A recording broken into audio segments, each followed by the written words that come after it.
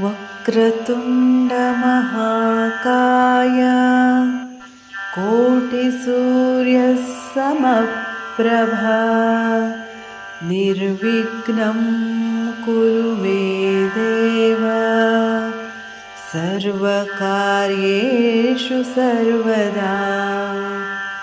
अगजाननपद्मार्कं गजाननमहर्निशम् अनेकदन्तं भक्तानाम् एकदन्तम् उपास्महे।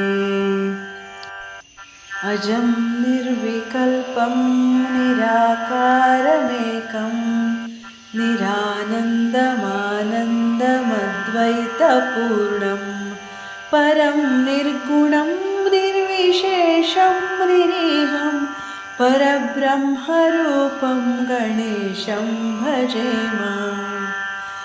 गुणातीतमानं चिदानन्दरूपं चिदाभासकं सर्वं ज्ञानगम्यं मुनिध्येयमाकाशरूपं परेशं परब्रह्मरूपं गणेशं भजेम।